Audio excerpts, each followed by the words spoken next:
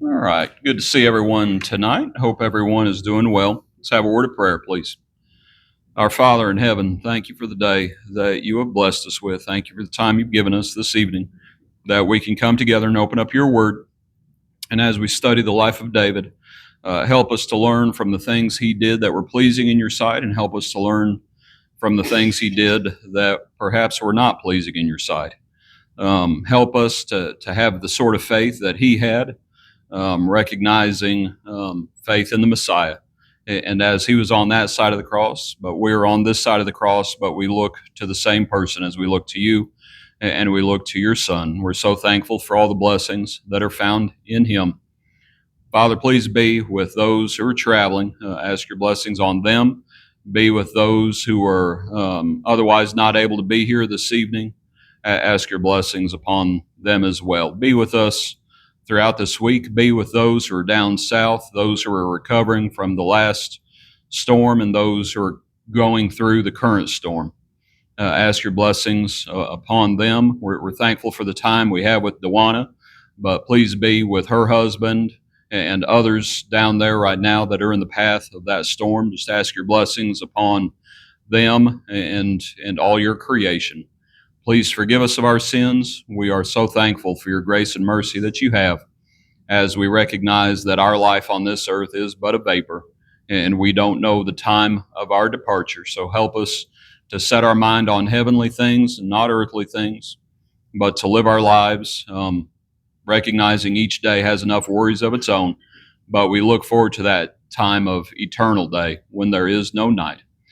Father, we ask all these blessings in your Son's name. Amen. All right. We are finishing up 1 Samuel lesson 8, pretty much left off with the questions. And the questions pertain to chapters 18 through 20. And just with the gospel meeting and with the singing, it seems like we've been in these last few chapters for quite a while. But that's okay. But anyway, as we think about Saul resenting David, last week we looked at when they arrange at that dinner, and David's not at the dinner, and it's where Saul throws a spear at his own son and tries to kill him, and Jonathan finally had to come to the realization that this is not going to go well. So he goes out and he signals to David, and we ended by talking about their parting at the end of chapter 20 last week. So to the questions, one of the questions we've already dealt with: should the women have sung what they did in chapter 18 at verse 7? And we've already answered that, but just a refresher, what was the song they sang?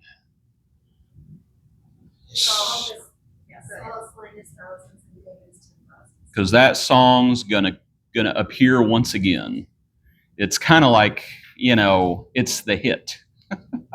And a lot of people know it. And let's think about it. So if you're Israel, you really like that song. Now, when David did that, who are they battling against? The Philistines. So if you're the Philistines, you really don't like that song. And so that's going to show up again. Let's see. The second question was what was happening in chapter 18 at verse 10, and we spoke about Saul prophesying and things along those lines. The third question was, can you think of any other ungodly people? And I mean ungodly. Can you think of any other ungodly people in Scripture who prophesied? And I can think of at least one, and that's Balaam. But you might just think about God using those individuals in instances like that, and it's just peculiar. But here's Saul and those messengers that Saul sent to go after David. Remember, they prophesied as well, and it's an interesting picture. The fourth question we might touch on: what is the relationship between Saul and Jonathan? What is the relationship between Saul and Jonathan like, based on chapter 20 at verse 3? And what that is, come back to chapter 20. And this is when David is speaking to Jonathan and says, verse 1, "What have I done? What is my iniquity and what is my sin before your father that he seeks my life?" So Jonathan said to him, by no means you shall not die. And then verse 3, David took an oath again and said, your father certainly knows that I have found favor in your eyes, and he has said, do not let Jonathan know this, lest he be grieved. But truly as the Lord lives and as your soul lives, there is but a step between me and death. So what is the relationship based on that between Saul and Jonathan? Based on what David said. Getting thin, and what is Saul doing? Based on what David said. Now remember, David has men with him. All right, so the question is, because what David says is, your father knows I have found favor in your eyes. Right, so that's the jealousy. And he has said, do not let Jonathan know this. And so what's Saul doing with his own son? He's keeping secrets. Right, he knows David and Jonathan are bosom buddies. So it's like, okay, Saul's saying, I'm going to do this, but don't tell my son that I'm doing this. And of course, Jonathan's going to find out anyway. But that's what the relationship's like. And that's a sad thing, because, later on he's going to talk about your kingdom is not going to be established as long as David lives. And it's like this guy is the next one in line for the throne. This is the prince. So yes, he's your son, but he's also a governing authority. Maybe you ought to clue him in. And for that matter, and all you have to do is just ask. And you can tell there are factions, because I think the people have a lot of respect for Jonathan. And David has heard this somehow. And surely Jonathan has heard grumblings. But, Rudy, I think it was, who made the point last week, or someone made the point, it's his dad, and he just wants to believe the best about his dad. And what's the truth of the matter? He's rotten. That's the truth of the matter. And it's like, you got to come to grips with that. He's rotten. And I know it's Jonathan's dad, but that's what he has to come to grips with. Question number 5, what is Saul thinking in chapter 20, verse 26? That's where David doesn't show up, and we spoke about that already. You can read those various verses about friends and brethren. They're at the bottom of that page. Some of those are, like James and John in the New Testament, Andrew going to get his brother, and things along those lines.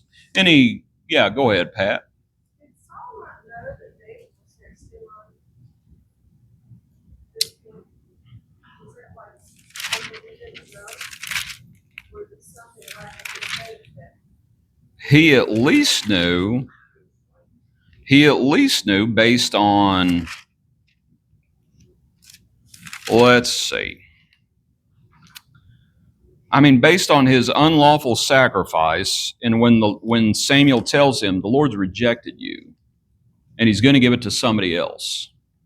He at least knew that much, and that's for one place is chapter 15, verse 23, and that's within the Agag account.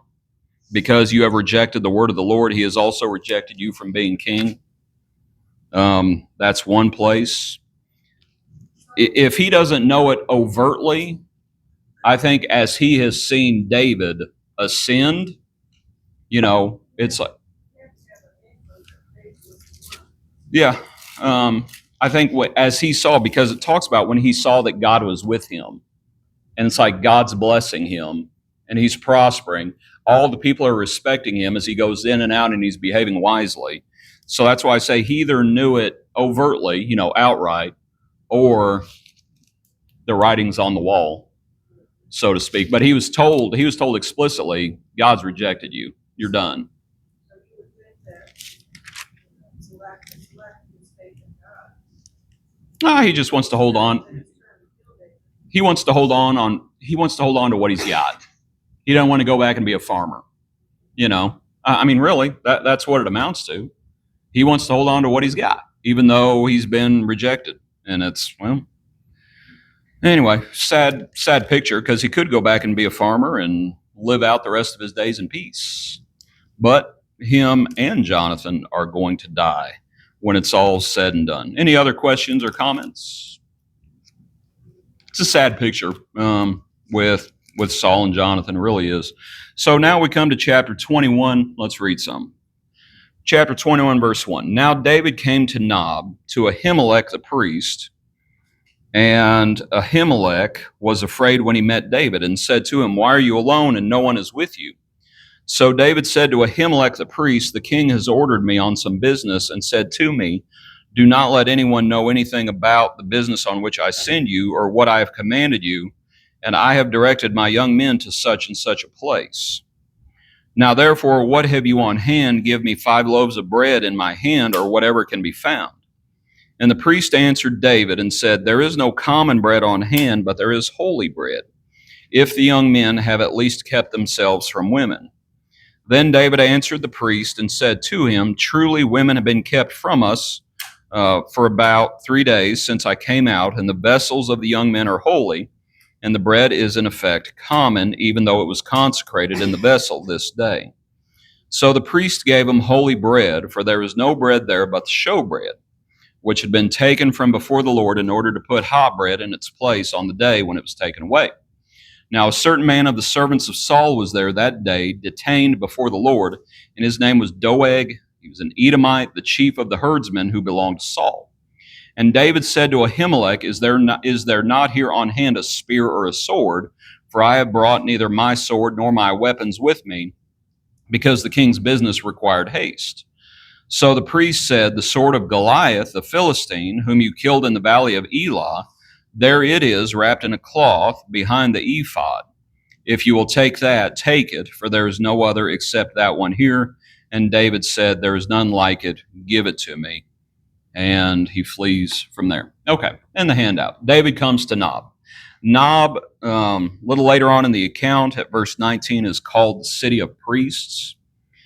This is where the tabernacle apparently was pitched at this time, right? We're before the time of the temple, right? We're still in the tabernacle era. But the ark was not there. The ark, remember, the ark had been taken by the Philistines. It had been returned in that account where, right, they put it on that cart without a driver. And remember, it comes to, what was the name of that place? They pop the top, look in it. God starts striking people dead, right? Whoever that was, let's see where that is. That was back in, all the way back in chapter 6.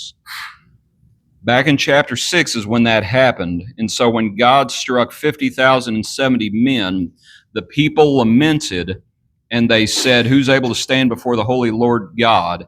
So they send messengers, and the men of Kirjath Jearim took the ark of the Lord and brought it into the house of Abinadab on the hill, and consecrated Eleazar his son to keep the ark of the Lord. Anyway, all that to say, so the tabernacle's there in Nob. The ark's not there. The ark's someplace else. And David at a certain point is going to bring the ark back, but not yet. Okay, so David once again is fleeing. So from the handout, you might think about, because he keeps fleeing, so at one point he goes to Samuel, where Samuel is, right? We looked at that last week. He goes to Samuel, he goes to Jonathan, and now he goes to the house of God. And I'll tell you right now, I have a lot of trouble with this whole account, because the question is, should David have been doing what he's doing at this point? Now the Lord is going to refer to this account, and so in the handout, let me see where that is. That's in Matthew 12. I want you to come up to Matthew 12, because this is what has to be dealt with. In Matthew chapter 12, at verse 1. Matthew 12, verse 1. Says, "At that time Jesus went through the grain fields on the Sabbath, and his disciples were hungry and began to pluck heads of grain and eat. When the Pharisees saw it, they said to him, 'Look, your disciples are doing what is not lawful to do on the Sabbath.' He said to them, have you not read what David did when he was hungry, he and those who were with him, how he entered the house of God and ate the showbread, which was not lawful for him to eat, nor for those who were with him, but only for the priests? Or have you not read in the law that on the Sabbath the priests in the temple profane the Sabbath and are blameless? Yet I say to you that in this place there is one greater than the temple. But if you had known what this means, I desire mercy and not sacrifice, you would not have condemned the guiltless. For the Son of Man is Lord even of the Sabbath. Now, there's different ways to look at that verse. One of them is very simply recognizing that God understands emergencies, right? When your donkey falls in the pit, are you allowed to pull it out on Sabbath? Yes. Based on what? Based on it's an emergency. God understands emergencies, right? And the Lord says that. Which of you having, if your donkey falls in the pit, you're going to pull it out. You're going to do that. Is it work? Yes. Does God understand? Yes. It's an emergency. But the Lord doesn't use that example here. He uses these two examples. Now, you might notice in verse 4, he specifically says, David ate the showbread, which was not lawful for him to eat. But with the priests on the Sabbath, he says, they profane the Sabbath and are blameless. So you have these two examples. So either the Lord is saying both examples are examples of the same thing. There's an emergency situation.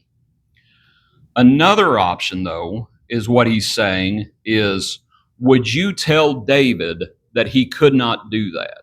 Would the Jews dare say anything bad to David? No, that's David. I mean, it's like the city of David. It's like, you're not going to say boo to David.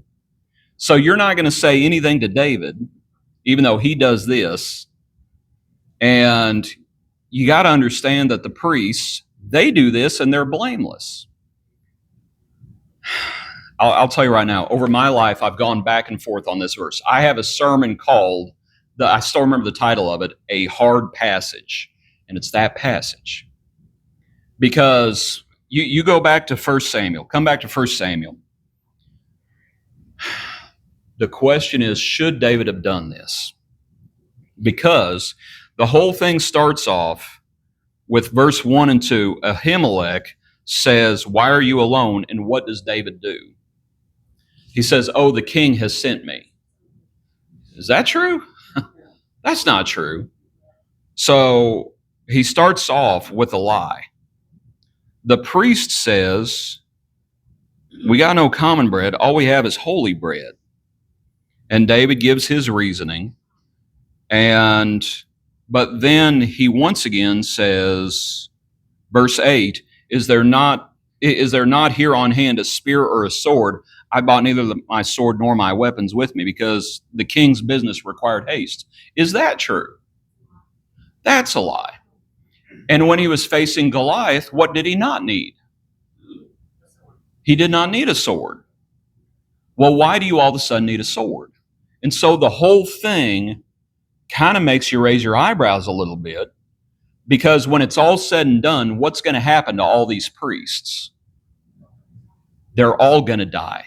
And David himself is going to say, verse 22, I knew that day when Doeg the Edomite was there that he would surely tell Saul, I have caused the death of all the persons in your father's house. And so it's hard for me to say, yeah, I think David was on the up and up through all this. I don't know about that. And so what that makes me do is go back and try to better understand the passage in Matthew. Is the Lord saying, well, it was an emergency, so what David did was okay? Or is he saying, you remember what David did? Would you say anything to him about that? It's like, oh, you're real quick to talk to the disciples, saying that they're working when someone who you idolize in David ate the showbread. And it's like, you would not condemn, and he specifically says in the Matthew passage, he did that which was not lawful. And so is the Lord actually saying, you would not condemn those who broke the law, but you're willing to condemn those who are not breaking the law? and that would be the disciples. Any thoughts on that? I mean, that Matthew passage, it is a hard passage. And I'll tell you right now, 99% of people out there, they take the view that it's just, well, God understands emergencies.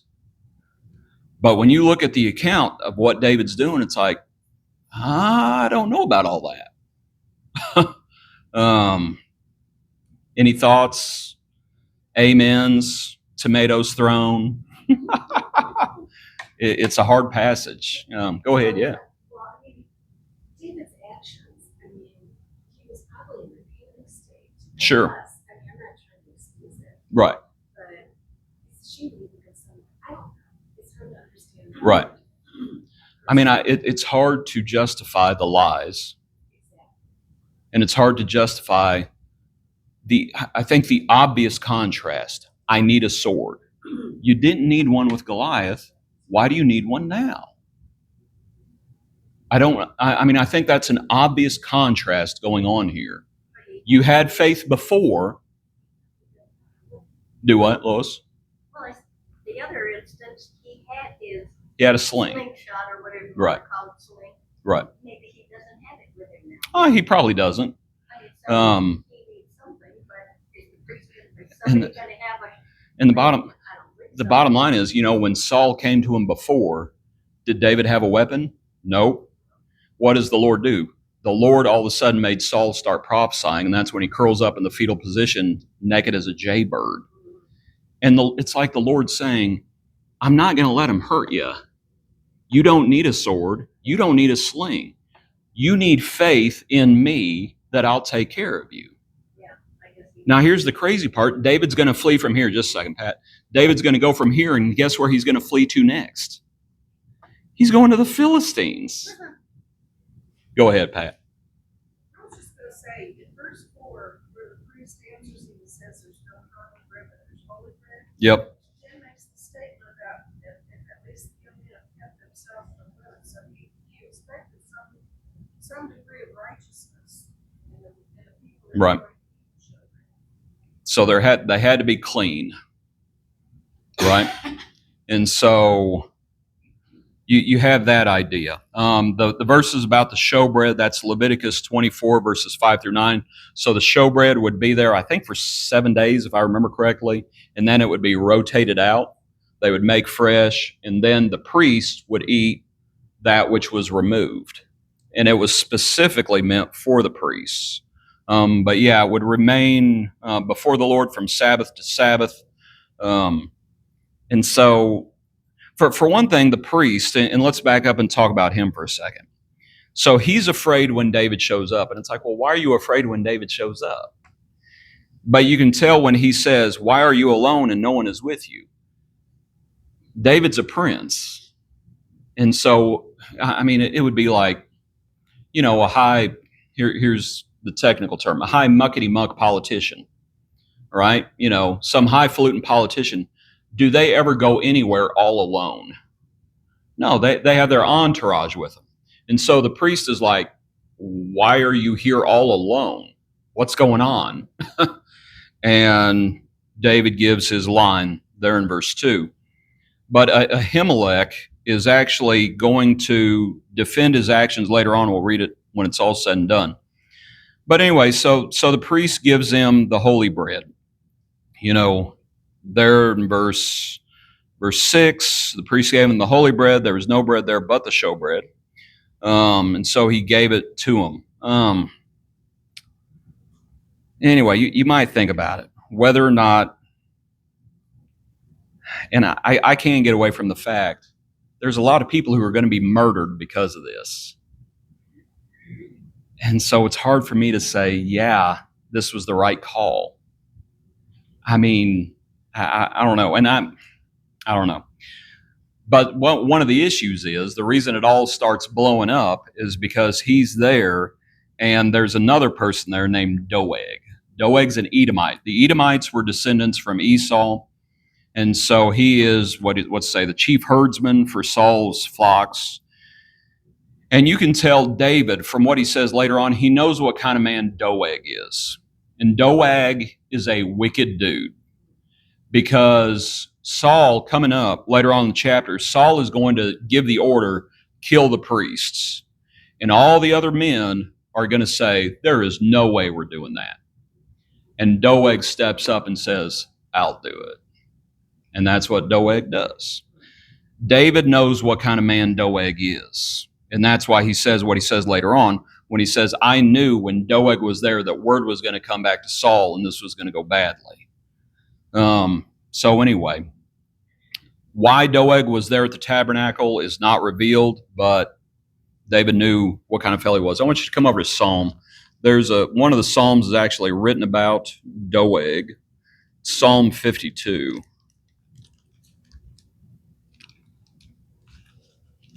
Psalm 52, just a few verses.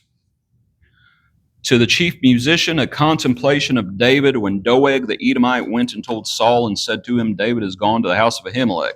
Why do you boast in evil, O mighty man? The goodness of God endures continually.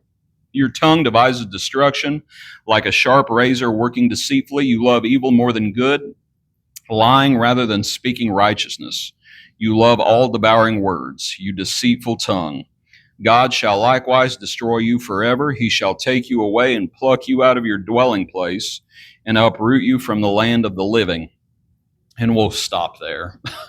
You can kind of tell what sort of fella Doeg is, that he's a wicked fella. So then the showbread's given, and then you have the sword. Let me just look at my notes for a second. And I'll say this. What did that sword from Goliath look like?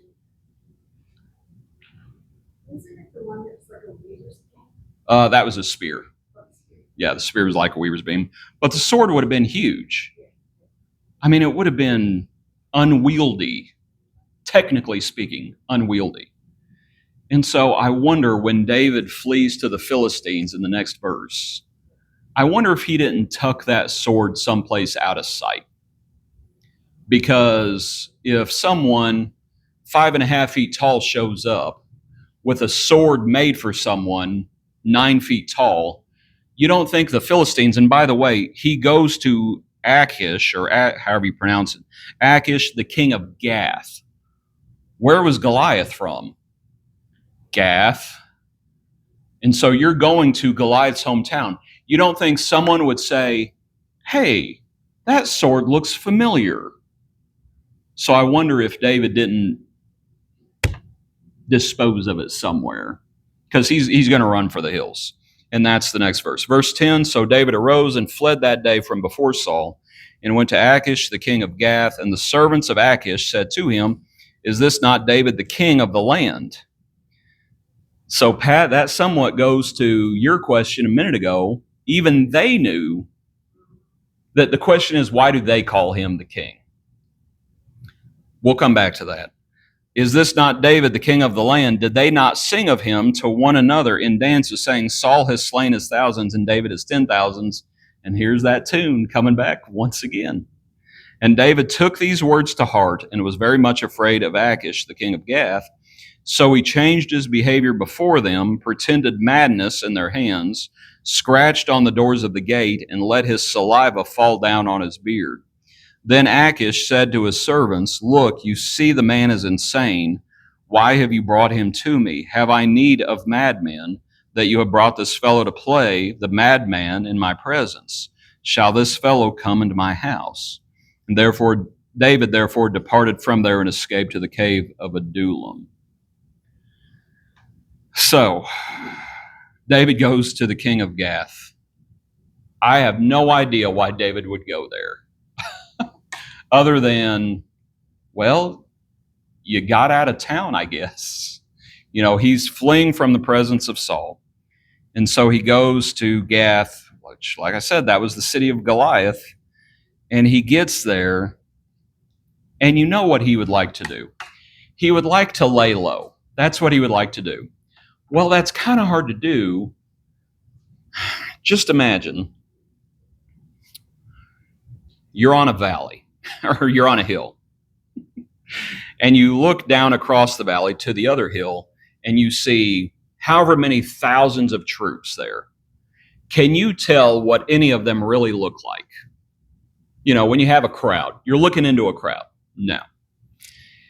And so for 40 days, you're looking at this crowd. And then at the end of 40 days, some dude comes down into the valley and faces off against your champion.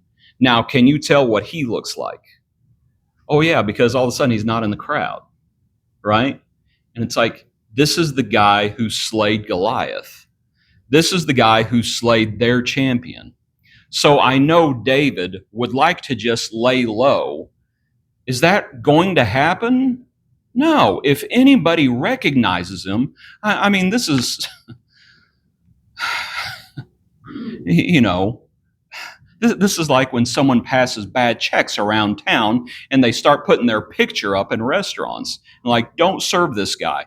Well, they probably had pictures of David all around the camp saying, look out for him. He's the enemy. And so he shows up, and the servants say, wait a minute, isn't that David, the king of the land? Now, to that question, why would they think he was the king? Well, it's because who was it who was supposed to face off against Goliath? And it's like, you would think the leader of the people. Well, it just so happens the leader of the people wouldn't do it. And so David did it. So that may be why they think that he's the king, perhaps, or maybe they've heard something, I don't know. But they knew about the song. They knew about the song because the song was apparently popular. So they reference the song, and David hears that song, and he says, you got to be kidding me. Everywhere I go, the song is haunting me and bringing me bad luck. And so they start with the song. David takes the words to heart, and he's terrified. And he's like, they're about to rip me to pieces. And so what's he do? He fakes being crazy. That's what he does. And he does a pretty good job of it because they buy it. But that's what he's doing. He starts scratching on the doorposts. He starts foaming at the mouth. And even though they recognize, like, yeah, that's David, but the king says, the king basically takes pity on him and says, I got no use for a madman. This isn't going to be much of a trophy. Just get rid of him. Let him go. And that's what happens. And so David departs from there. So then the question is, should David have done that? It's just interesting tactics. I will say this. It's not wrong to use your brain. When the Lord sends the disciples out and he says, be wise as serpents and innocent as doves. That whole business about being wise as serpents, it's like the Lord gave you a brain, you better use it. And so, what should David have done? He needed out of there. And so, he didn't harm them, and he didn't cause anyone else's harm in this account like he did in the previous account, but he feigns lunacy, and the deception works. Any questions or comments about that account? Can you imagine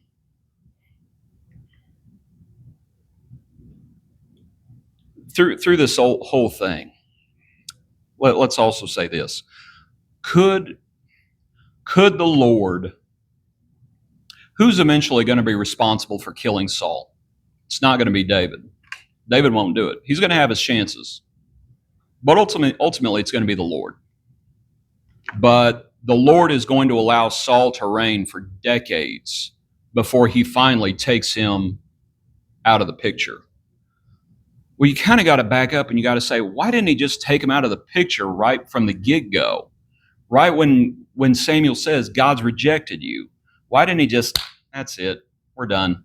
We're done with Saul and we're moving on to David. There has to be a reason. And I think the reason pertains more to David than Saul, because God's done with Saul. But just think about how humbling this whole thing is for David. Because it would be real easy when you go out and you slay Goliath and you come back and you hear the women singing. it'd be real easy to pop the collar and say, look at me, look at what I've done. And not saying David did that, but it would be easy to do that. So all of a sudden you're the anointed one because he was anointed, and all of a sudden you're on the ascent and you're becoming more and more popular. And if you're to just think about the idea, if God wants David to be a man after his own heart, what is he going to have to do? He's going to have to shape him. He's going to have to mold him. And all of these scenes would be very humbling repeatedly. It's like, okay, you want the showbread? You get the showbread. And now what happens at the end? You cause the death of all the priests. You don't think that's humbling? That's humbling. You're going to go to the Philistines, and he has to resort to, can you imagine one of our, you may think our politicians are crazy, which our politicians are crazy, by the way, across the board. But they're not like this. And it's like he is feigning lunacy. Here is someone who is, it's like this is King David. And in order to survive, he's having to act in this manner. And that is humiliating. And the whole thing would be humbling for him. So you might consider why God is allowing this to happen. Okay. Come on now to chapter 22, verse 1. 22, verse 1, David therefore departed from there and escaped to the cave of Adullam. So when his brothers and all his father's house heard it, they went down there to him. And everyone who was in distress, everyone who was in debt, and everyone who was discontented gathered to him. So he became captain over them, and there were about 400 men with him.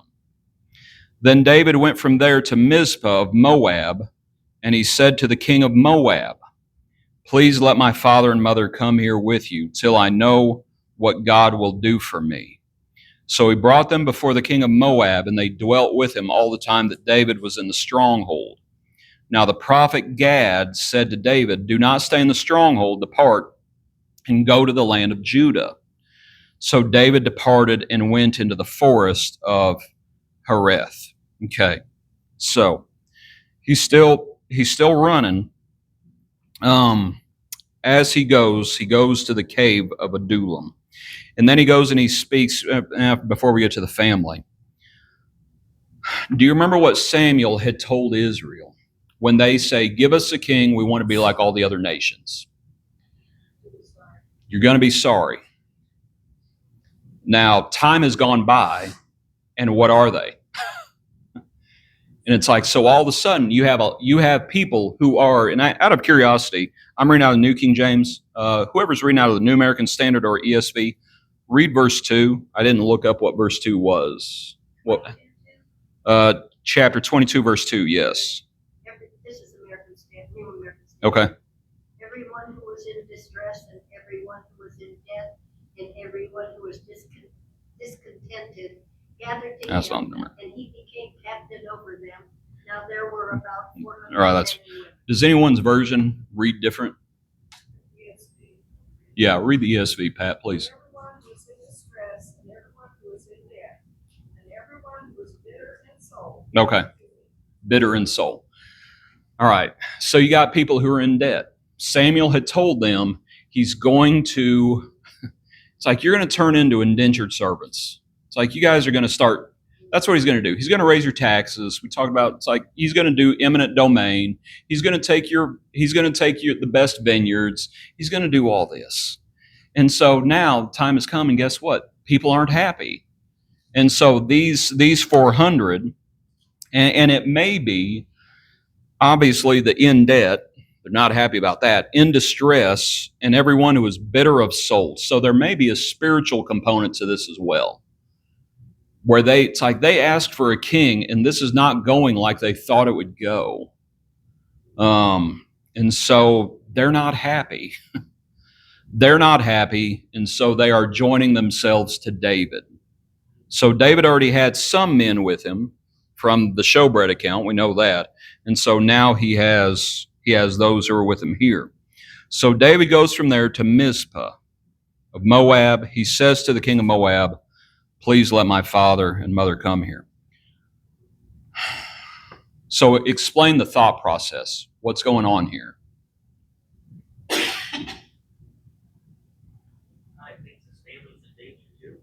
I think so. I mean, Saul's already tried killing his own son. So it's like, if your own son is on the chopping block, who else do you think is on the chopping block?